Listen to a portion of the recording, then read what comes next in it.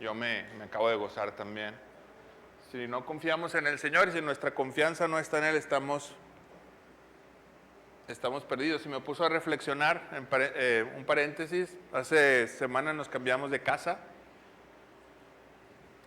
y en ese inter que llevábamos los muebles y que nos ausentamos de la casa, se metió una persona, rompió un cristal. Y inmediatamente lo que hicimos es, yo no sé cómo el Señor dice que duró 15 años sin que haya ocurrido nada. Yo duré apenas 15 días y me dieron ahí la bienvenida.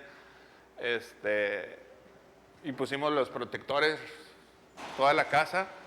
Y me puso a pensar esto que nos compartía el pastor, y es verdad, si el Señor no vela, si no guarda, ¿verdad?, nuestra casa, en vano todo lo que podemos hacer. Al final de cuentas es Él, ¿verdad?, el que nuestra confianza no está en las cosas exactamente, que en nuestra, no, ya tengo protector, ya no va a ocurrir nada. El Señor, nuestra confianza está en Él. Bueno, después de platicarle ya mis problemas, hermana, esta mañana vamos a ver la lección que se llama Altar de Oración. Es la lección número 18, para lo cual pues vamos a pedir, hermano, la dirección del Señor, que es Él el que al final de cuentas nos ayuda, nos da gracia, y a ustedes les aplica esta palabra para que nos vayamos de aquí con algo esta mañana, ¿verdad? Así que vamos a poner en manos del Señor y vamos a pedir su ayuda. Bendito Dios, Padre Celestial, te doy gracias por la oportunidad que nos das de estar aquí. Te rogamos, Señor, que sea tu gracia, tu presencia, Señor, en nuestros corazones, que sea tu bendito Espíritu Santo el que nos ayude a llevarnos una palabra, Señor, una enseñanza aplicado al corazón. Solo tú puedes hacerlo, te lo rogamos en el bendito nombre de Jesús, nuestro Señor y Salvador. Amén. Hermano, ¿no le pasa a usted como creyente, o solo me pasa a mí, que por una cuestión a veces de gusto o de preferencia, al leer nuestra Biblia tomamos preferentemente los pasajes del Nuevo Testamento? Y la hermana sonrió, quiere decir que de las mías, ¿verdad? Y las cuestiones del Antiguo Testamento a veces como que le sacamos la vuelta, sobre todo el Pentateuco, los 5 primeros libros, nos da a veces, es que y tal engendró a tal, y tal engendró, y a mí qué, ¿verdad? Podría decir, pues no me... Y cuando leemos una epístola, y hablamos del gozo, de esto y del otro, pero no le llamamos mucho sentido a veces a las genealogías, a las cuestiones de Levítico, etc.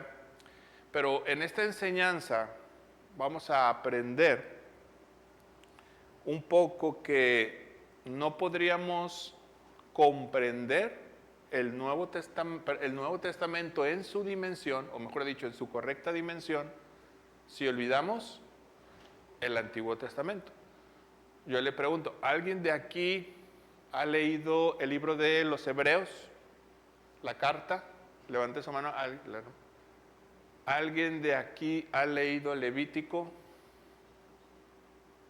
Usted podría entender el sacerdocio, los lavamientos, el sacrificio. Si en su Biblia no lee Levítico, sería imposible, ¿verdad? Entonces, todas estas cuestiones cobran otra dimensión en nuestras vidas si leemos y estudiamos un poco el Antiguo Testamento. Digamos que el Nuevo Testamento cobraría una nueva dimensión cuando lo leemos a la luz del Antiguo Testamento, ¿verdad? Y les voy a poner un ejemplo.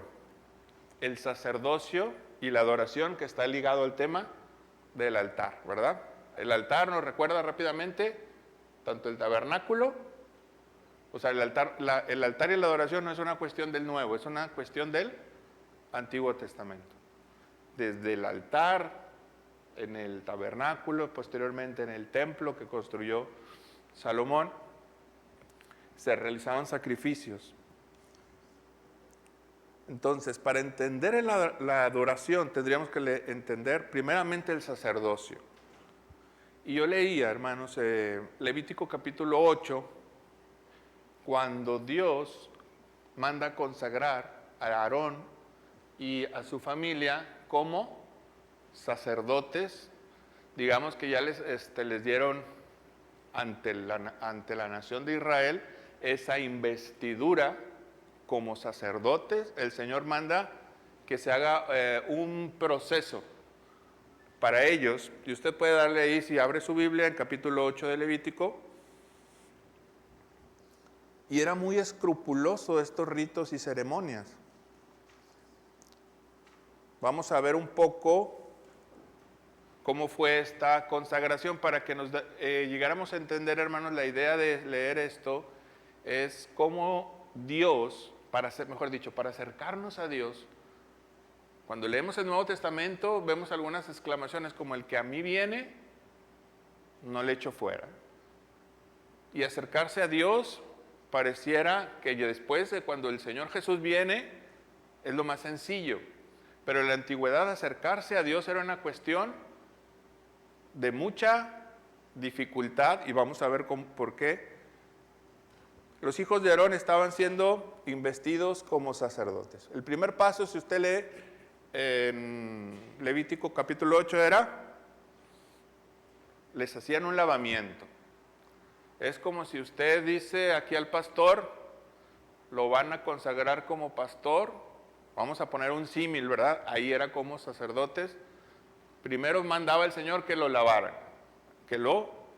y se hiciera un lavamiento corporal. Después, ponerse una túnica sacerdotal, un cinto, un efod. ¿Sabía qué es el efod? ¿Alguien sabe, hermanos, qué es el efod? Era como una especie de lo que usan en la cocina, ¿cómo se llama? ¿Delantal? Un delantal, una especie, sí, algo que se ponía sobre la cabeza y se hacía una especie de lo que hoy conocemos un delantal.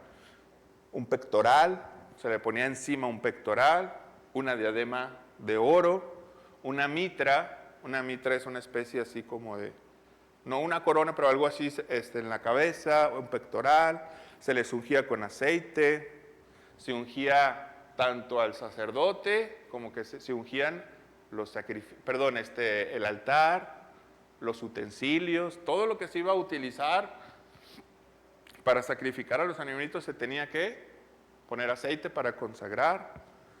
No sé si usted ha leído este pasaje, a mí me llamó mucho la atención. Cuando se sacrificaba el animal, la sangre se ponía sobre los lóbulos de las orejas del sacerdote, en los pulgares, su sangre tenía que ponérselo como si fuera una especie de huella digital, ¿verdad? Mojar sus pulgares en sangre, tanto de manos como de pies. Y eso es simplemente nada más en el sacerdote.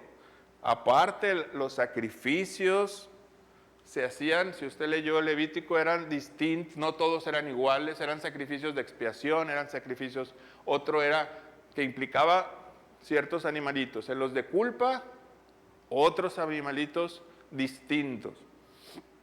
No se diga el día principal, que era el día de la expiación, donde el sacerdote solo entraba una sola vez al sacrificio, al lugar santísimo.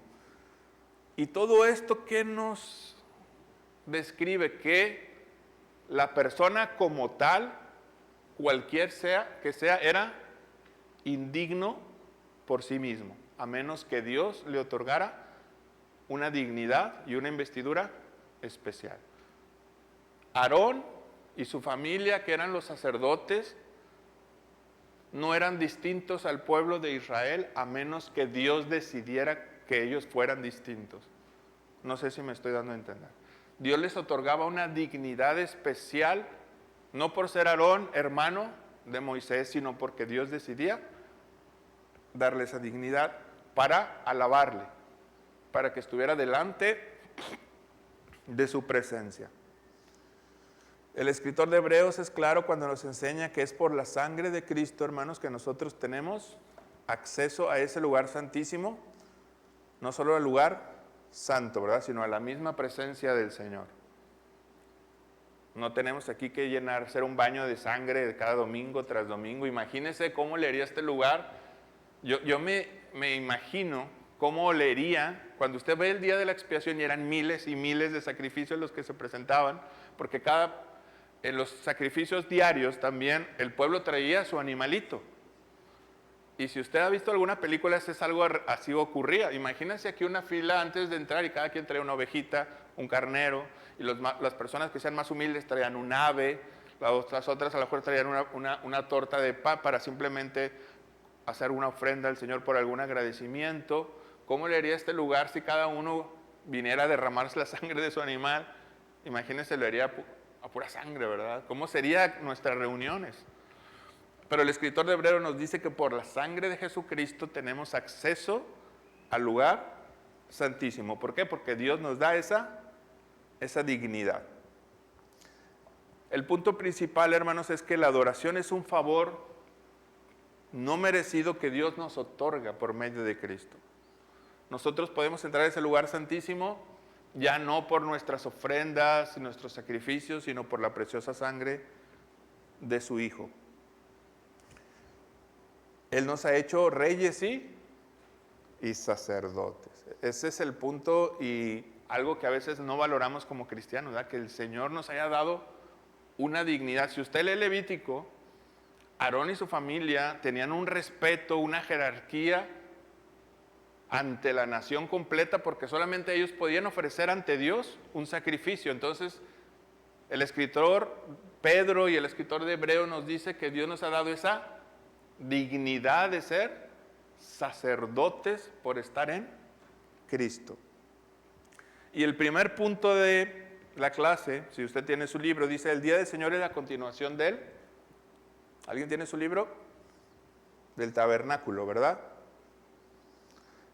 En el tabernáculo, hermanos, hay principios que no han cambiado. Si usted recuerda, ¿a quién mandó Dios a hacer el tabernáculo? ¿Lo recuerda? ¿A quién le dio las instrucciones precisas? A Moisés. Muy bien. ¿Cuáles son los principios que tanto el tabernáculo como ahora nosotros Dios nos da? Porque la idea del tabernáculo no desaparece. Ese sería un error principal para nosotros. O sea, que el tabernáculo, su objeto era algo que estaba en el Antiguo Testamento, pero no tiene nada que ver con nosotros. Perdón, eso sería un error completo. El tabernáculo tenía una razón de ser, que era el tema de la elección es la adoración a Dios. Y hoy, este domingo, cuando usted vino a este lugar, el objeto de que haya venido es la adoración a. Entonces, tanto desde la antigüedad hasta el día de hoy, el culto cristiano no ha cambiado en ese sentido. Y el primer principio que no ha cambiado es que Dios es santo. Tanto en la antigüedad, todo ese baño de sangre implicaba que solamente una persona por medio de un sustituto podía entrar, porque Dios es santo. Eso no cambió. Alguien podría decir: bueno, es que en el Nuevo Testamento Dios se relajó, ¿verdad? Ya no es tan estricto como en la antigüedad. Pero eso es un error. El sustituto ya fue presentado delante de Dios y su sangre derramada, que es nuestro Señor y Salvador, Jesucristo. El segundo, hermanos, el ofrecimiento es un sacrificio. En el Antiguo Testamento, para llegar a Dios se necesitaba un sacrificio, en el Antiguo. Y hoy, yo le pregunto a usted, ¿presenta algo delante del Señor esta mañana? Si el tabernáculo y el culto cristianos tienen una línea de similitud, ¿qué nos pide el Señor presentar en esta mañana? Porque esta es una cuestión de adoración que no ha cambiado. Antes usted llegaba con una ofrenda. A veces no era un animalito, como vimos, a veces era harina, a veces era un ave, las personas más humildes, a veces era hasta una torta de pan ofrecida, una palomita, ¿verdad? ¿Qué traemos esta mañana ante Dios? Porque yo digo que venimos a ofrecer algo, ¿verdad? O nada más venimos a pedir algo. También ¿Qué venimos a traer? ¿Qué vino a traer usted esta mañana, hermano? No tenga miedo de decirlo, ¿eh? Nuestra gratitud, ¿qué más? Agradecimiento, nuestro amor. Todo lo que hay en el culto lo hacemos con esta lluvia de ideas, ¿verdad? Cantamos con agradecimiento, oramos con gratitud. Estos son nuestros sacrificios vivos. Romanos 12:1, ¿se acuerda de esa cita? ¿Alguien la puede leer? Así que, hermanos, os ruego por las misericordias de Dios.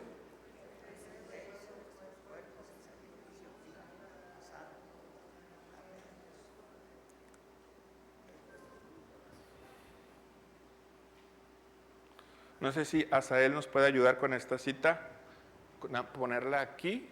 Te lo agradecería mucho porque quisiera que la leyéramos. Si la tenemos, Romanos 12:1, perdón.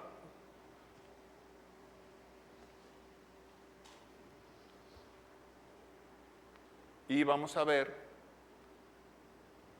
como Romanos 12:1. Así que, hermanos, os ruego de Dios que presentéis vuestros cuerpos. ¿Se da cuenta que todo esto da alusión al Antiguo Testamento? Antiguo Testamento. Presentes vuestros cuerpos en sacrificio vivo. O sea, venimos hoy, cada que usted viene y que yo vengo delante del Señor a su casa, estamos presentando un sacrificio vivo. Ya no es un animalito, no somos nosotros quienes presentamos un sacrificio vivo. O sea, así lo interpreta el apóstol Pablo del Antiguo Testamento. Pero ¿cuál es la razón que objeta el apóstol Pablo? ¿Cómo empieza? Así que, hermanos, ¿por qué? Por las misericordias de Dios. Yo vengo este domingo y yo creo que también usted viene este domingo a dar gracias y ser agradecido por las misericordias que el Señor hace. Nuestro sacrificio vivo es, como nuestra hermana dijo, gratitud. ¿O quién fue la que usó? Gratitud. Yo vengo este domingo a presentar un sacrificio vivo de gratitud, sincero al Señor, quien me ha salvado, me ha perdonado, me ha ayudado. Si puedo pasar esta puerta por mi propio pie, ya soy bendecido, ¿verdad? Por el Señor. Entonces dice el apóstol Pablo, por las misericordias de Él. El segundo punto, hermanos, es que la iglesia reunida es el templo viviente donde se eleva sacrificio de alabanza. ¿Recuerda usted el templo de Salomón? Que está descrito en el libro tanto de Reyes como en las Crónicas. ¿Alguien se acuerda algo del templo?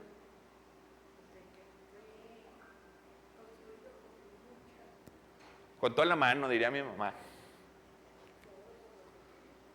Oro. Y luego trajeron de no sé dónde a un especialista en maderas finas. Alguien que manejara el ébano, que manejara las maderas preciosas.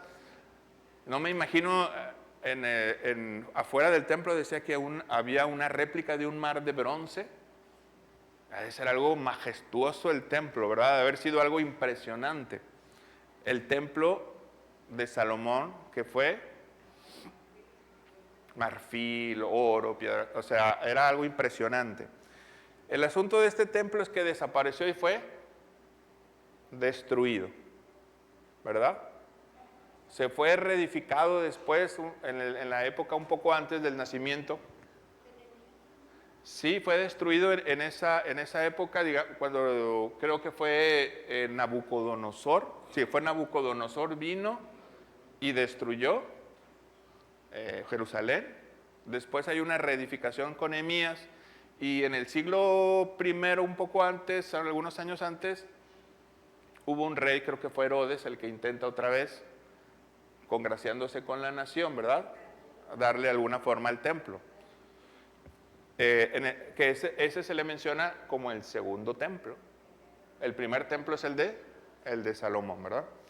Pero este templo solamente era una figuración, prefiguraba algo mucho más grande, hermanos, que era el cuerpo de Cristo. ¿Se acuerdan de ese pasaje en los evangelios donde Jesús se atreve a decirle a los fariseos, uno más grande que el templo está hoy aquí. Y esto era un escándalo, me imagino, para ellos, que le dijeron, ¿cómo tú, el hijo de un carpintero, me vas a decir que eres más grande que el templo, verdad? Que es la gloria de nuestra nación. Lo que ellos no entendían es que quién estaba delante de ellos, que era Dios mismo, ¿verdad? Jesús mismo nos enseña que el templo verdadero es Él y los que estemos en Él somos un templo vivo. Vamos a ver esta cita, si nos ayuda Asa. Asa me va a decir, ¿y por qué no traes tú las diapositivas, hermano? ¿Verdad? Pero nos va a ayudar esta mañana nada más con esta cita. Primera de Pedro 2, 4 y 5. Quisiera que todos lo tuviéramos ahí.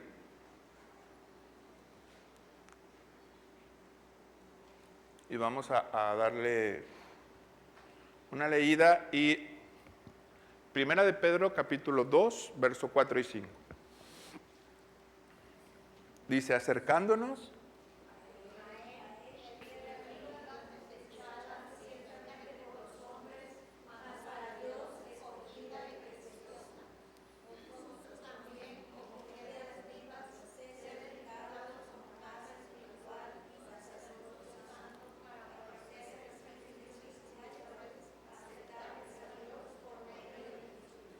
se da cuenta que para entender el Nuevo Testamento siempre tenemos que tener en mente el Antiguo, porque Pedro está hablando de piedras vivas, dice que somos sacrificios espirituales aceptables a Dios por medio de Jesucristo. O sea, todo esto es la idea de un templo de la antigüedad, ¿verdad?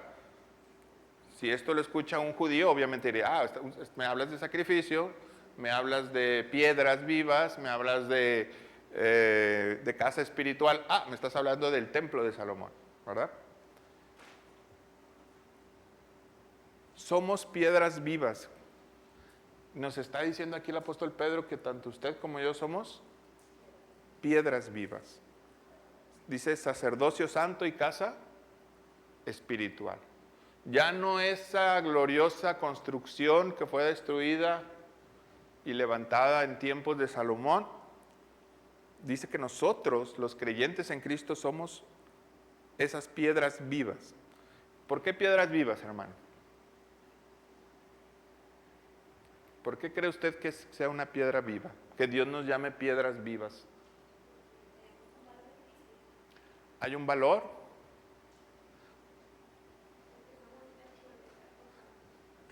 ¿Por qué, perdón? Exactamente, porque somos templo del Espíritu Santo. Una piedra se pone ¿cómo se edifica una piedra? Una sobre las otras. Y tan importante es la que está arriba como la que está hacia abajo, porque una sostiene a la otra y diría el Chavo del 8 y así sustantivamente, ¿verdad? Entonces, hermanos, somos piedras vivas delante de Dios, es que tan importante es aquí uno como el otro, porque ambos tenemos una construcción que es la casa del Señor. O sea, nosotros somos, dice Pedro, una casa espiritual. ¿Por qué Pablo usa otra semejanza que no es un templo, sino un cuerpo? Y dice que un cuerpo, una mano, no es más que un pie, porque ambos en el cuerpo se necesitan mutuamente. Y si analizamos ese símil de las piedras en el templo, tanto una es necesaria como la otra. En la iglesia de Jesucristo no hay un talento mayor a otro, porque todos necesitamos. ¿Recuerda los dones? ¿Cuáles son los dones? Unos de liberalidad.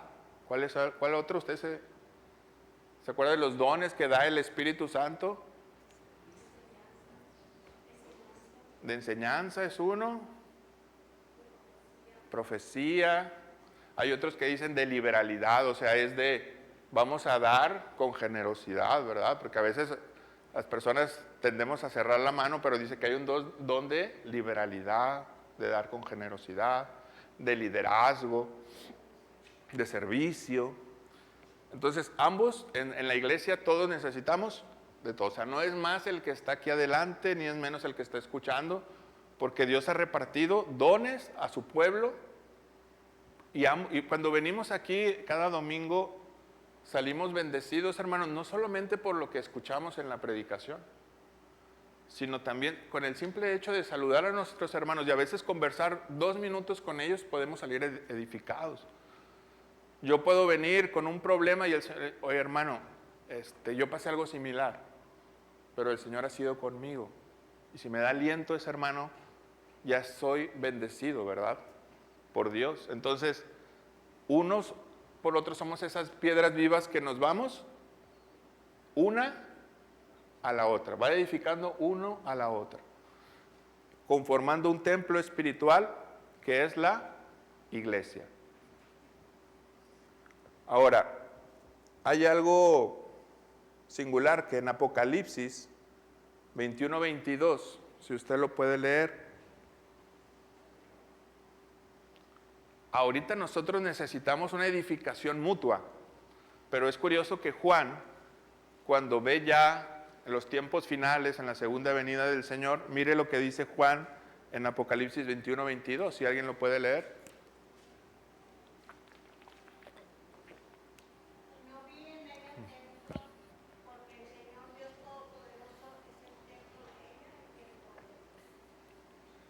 No, Juan dice que ya cuando estamos delante de la presencia del Señor, Él ya no ve un...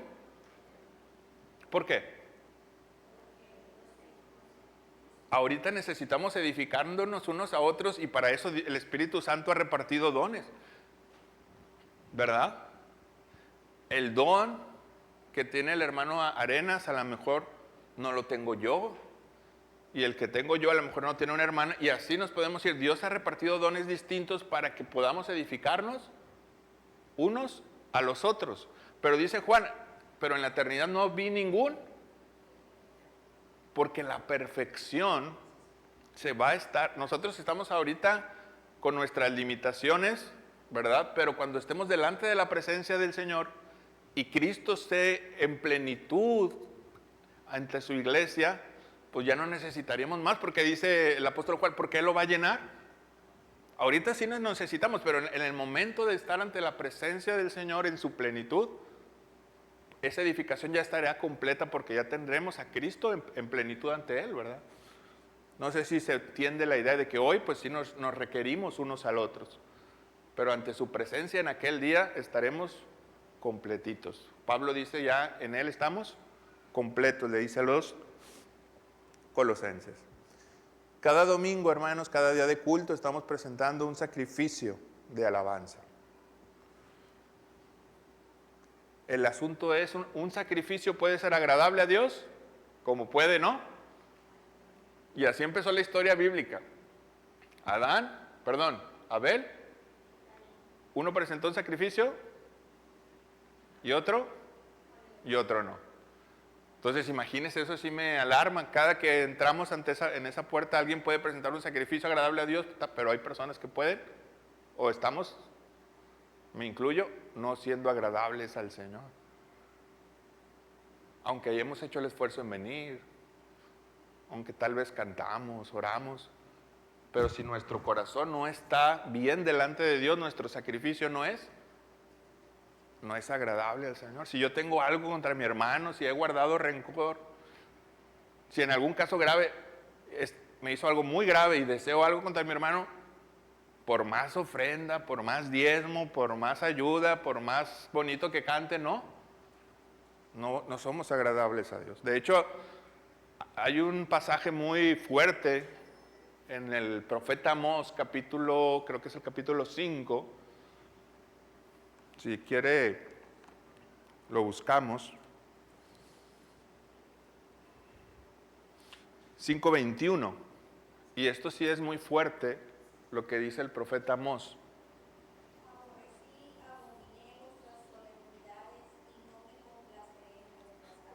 O sea, nuestras reuniones, ¿verdad? En vuestras reuniones. Siga leyendo, hermana. Y si me ofreciereis vuestros holocaustos y vuestras ofrendas, no los recibiré, ni miraré a las ofrendas de paz de vuestros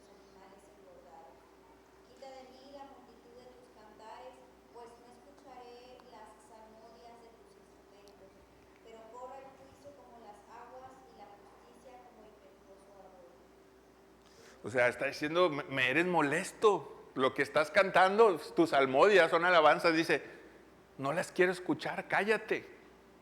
Me es molesto. Pero dice, pero corre el juicio, el versículo de las aguas y la justicia. O sea, ellos estaban oprimiendo a sus trabajadores, al débil. Probablemente alguien que tenía a su cargo gente, los estaba abusando, les estaba dando lo injusto, pero venían con sacrificios al templo, etc. Entonces dice el profeta Amós, Dios dice a través del profeta Amós, ¿qué dice? No me molestan tus alabanzas, me molesta tus sacrificios, ¿verdad? Entonces, si delante de Dios nuestro corazón no estamos actuando con integridad, pues todo lo que ocurre en un culto, en vez de ser agradable a Dios, puede pasar lo contrario. Ahí cada uno de nosotros nos tendríamos que evaluar. Y esperemos que jamás el Señor de alguno de nosotros diga eso, ¿verdad? Tus salmodias me son molestas. O sea, tus cantos, mejor guarda silencio. Tus alabanzas me molestan. Porque no estás haciendo y estás oprimiendo al obrero, al pobre, etcétera, ¿verdad? Ahora, hermanos, una pregunta, ¿somos agradables? ¿Nuestro sacrificio verdaderamente es agradable delante de Dios? Nuestros pensamientos, nuestras acciones, ¿verdad? ¿O cómo venimos esta mañana? Eso ya cada quien de nosotros tendríamos que evaluarlo, porque a veces podemos dar por default que al entrar por la iglesia el Señor ya toma en cuenta cualquier alabanza de nuestros labios, etc. Pero aquí vemos en la Escritura que el Señor, lo más importante que Él sigue pidiendo es nuestro corazón. Más que el hecho de estar aquí, que eso es importante, ¿verdad? Pero si nuestro corazón ha guardado cosas que no le agradan, le es molesta nuestra alabanza. Eso es algo muy fuerte. Terminamos con el tercer punto, hermanos. El sacerdocio universal implica una participación activa en el culto. Así lo hizo el que escribió nuestro libro. Él dice una participación activa, no espectadora. Cada actividad en el tabernáculo, otra vez, implicaba un esfuerzo, diligencia, concentración. Si usted ha ido a Levítico, digo, las personas que somos distraídas, ¿cómo batallaríamos? Yo creo que el Señor no nos hubiera puesto como sacerdotes porque implicaba demasiada concentración. No, y tiene que ser en tal sacrificio, tal animalito. Y de ahí vas a derramar la sangre en el lugar donde yo te diga. Unas iban a la puerta del tabernáculo y otras iban en el lugar santísimo. No todas iban donde mismo. Los riñones los separas, la grosura los separas, uno lo quemas en el altar del incienso. O sea, yo pensando en mis adentros, si yo no lo escribo en un papelito y lo estoy haciendo, la voy a regar, ¿verdad? Era tan meticuloso el procedimiento que implicaba diligencia, concentración, esmero en lo que se estaba haciendo. Yo le pregunto, a veces en nuestros cultos también podemos venir y a ver qué pasa. Eso es grave, ¿verdad? O sea, venir con una actitud de un espectador. Y a veces en cultos, gracias a Dios, aquí no es, pero sí se da. Bueno, yo busco aquí una experiencia a ver qué me ofrece.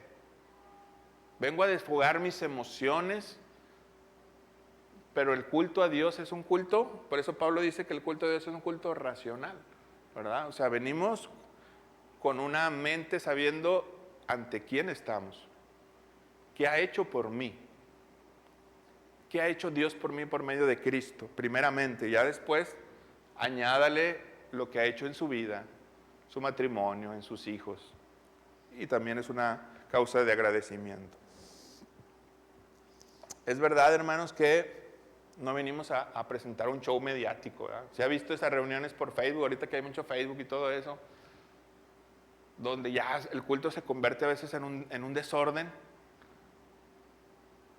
Dios le dice a Moisés, eso es muy revelador, en el capítulo 7 de Levítico le dice, y harás en el tabernáculo lo que yo te he mandado hacer, ni más ni menos, ¿verdad?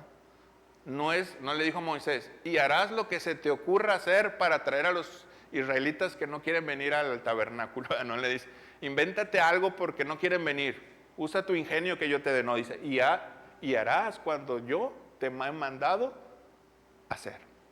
Un culto a Dios es algo que Dios ya estableció Él mismo. No venimos nosotros a buscar el hilo negro de la situación, ¿verdad? Oiga, a un joven, si yo le pregunto, oye, ¿qué se te ocurre, brother? ¿Por qué no están viniendo los jóvenes? ¿Se te ocurre algo? ¿Una inventiva? Nos ponemos ¿cómo se les llama? Como una botarga, con algo llamativo, hacemos algo, las personas somos muy inventivas a veces para cosas, pero dice, harás cuanto yo te mando hacer, le dice a Moisés. Levítico 8:5, si usted gusta anotar esa cita, es Levítico 8:5. El asunto, hermanos, también es que ni el culto, un predicador bautista decía lo siguiente, el culto no es ni un jolgorio, ni un culto es un funeral. O sea, la idea divina no es ni un jolgorio que cae en el desorden, ni una funeral donde todos estamos con el rostro así, triste, que parece más una cuestión deprimente. Un culto es gozo sin caer en desorden, pero es reverencia sin caer ¿en qué? Que a veces puede entrar, oiga, hermanos, ¿quién se cayó? ¿Quién se murió? Un culto también implica el gozo de lo que Dios ha hecho por nosotros sin caer en un jolgorio, ¿verdad? Guardar ese equilibrio. Yo lo catalogué de otra manera, ¿verdad? Aquí, que a veces un culto podemos hacerlo como si fuera un informe de gobierno, hermano. ¿Ha visto los informes de gobierno? ¿Cómo son? Alguien lee y el otro nada más está, o sea, obviamente, sí escuchar, y caemos. Un culto no cae, es lo que dice el autor, no debe ser pasivo. No venimos aquí, sí, yo me presento y a ver qué dice el pastor y a ver qué los de la alabanza, pues a escucharlos como si fuera una exposición, o a ver qué también tocan, o a ver si están afinados. Y hay gente probablemente que viene con una actitud de a ver cómo, no, yo de buenas que no sé música, ¿verdad? Si no, se equivocó de nota, se adelantó. ¿Quién le dijo esto, verdad? Qué bueno que no sé música. Hermanos, la actitud que tomamos al culto es una actitud de adoración y de reverencia, de agradecimiento. No venimos a evaluar a los que están aquí. Aunque muchas veces, como dice el hermano Daniel, salimos y ya estando en la comida, oye, qué bárbaro el hermano, qué clase tan aburrida, ¿cómo se atrevió a decir eso también? Pareciera que, ¿verdad? Ese es el tema después de comer, ¿verdad?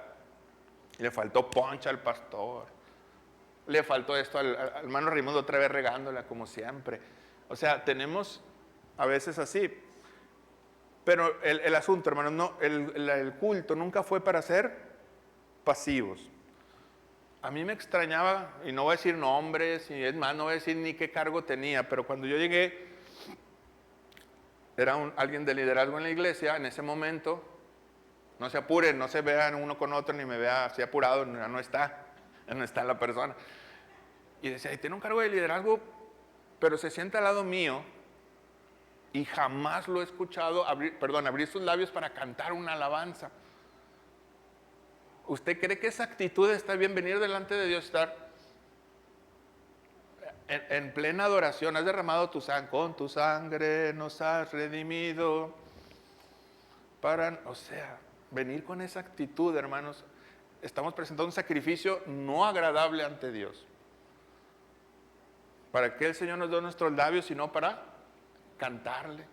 Y si aquí nos están invitando a la adoración con una hermosa alabanza que nos haga reflexionar lo que Cristo ha hecho, y nosotros tenemos esa actitud de pasividad, nuestro sacrificio no es agradable al Señor.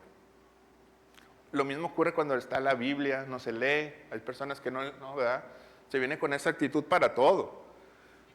Pero aquí puede haber polémica.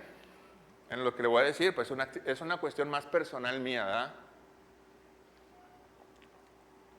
Le pido que no diga el hermano Raimundo, dijo dogmativamente que eso está mal. No, es una actitud, algo que tal vez por mi trasfondo, me hubiera gustado que estuviera un hermano que es psicólogo, que él nos hubiera dado una explicación más acertada del tema. Pero en mi opinión, repito, muy personal, ¿verdad? Cuando se ora, yo por lo menos me paso a mí, a título personal, cuando se ora, no sé si le pasa a usted, yo necesito, por lo menos entre labios, orar. Si no, en una voz estridente, ¿por qué? Yo soy dado, y me hubiera gustado, repito, que estuviera un psicólogo, porque cuando alguien está aquí orando, tendemos solamente a escuchar el que está hablando y mi pensamiento se torna en él, pero difícilmente siento yo que oro yo también. A ver, dígame usted y vamos a sincerarnos esta mañana. Cuando alguien ora, solamente, ¿quién de ustedes ora en su mente? O la verdad, sí tiende a escuchar solamente al que está orando. A ver, vamos a primeramente. ¿Quién tiende solamente a orar? Tal vez porque cada quien somos distintos, ¿verdad? Y nos distraemos con más facilidad uno de otro. ¿Quién tiende solamente a escuchar al que está orando? Aquí hay una hermana sincera, esta hermana súper sincera. Bueno, una buena parte de hermanos tendemos solamente, a veces también es por nuestra personalidad, ¿verdad? Que nos distraemos con facilidad. ¿Usted, hermana?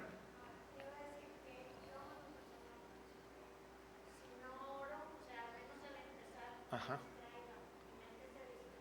Sí.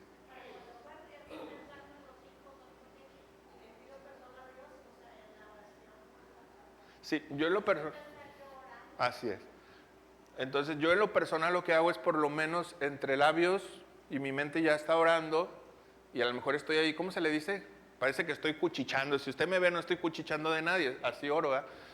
Porque de la otra manera me distraigo con facilidad. Y siento que no estoy orando, ¿verdad? Que el que está orando nomás es el que está enfrente. Entonces, sí, hermana. Yo no oro cuando está todo, digo, yo estoy escuchando, porque si yo me pongo a orar, me escucho y oro y no me concentro en la Ajá, oración. ok. Mejor escucho. Ahí es otro caso, ¿verdad? Y cuando yo siento, repito la oración. Uh-huh. No dejo de escuchar porque, pues, sobre todo cuando era el pastor. Sí. Cuando oramos con otras personas también, pero cuando él está delante, pues, hay que escuchar Sí. lo que él está diciendo y repetir su oración, aunque sea en la mente. En la mente. Esa es otra opinión muy válida. Pero como somos distintos, yo lo digo. Entonces, a mí me pasó un tiempo que, ok, yo estaba acostumbrado que venía de un trasfondo donde todos oraban. Y dije, bueno, lo que puedo hacer es hacerlo en voz baja, muy baja, y siento que continúa una oración muy personal. ¿Me explico? O sea, ya es una oración más personal mía, o sea, pero cada de los que estamos somos distintos, o sea, si usted siente que solamente el domingo, cuando viene al culto, no ora, nada más viene a escuchar al que está orando, pues ahí le va el tip mío, ¿verdad? Empieza a cuchichar, ¿verdad? Pero no está cuchichando, está. Pero bueno, es algo personal. Entonces, díganme.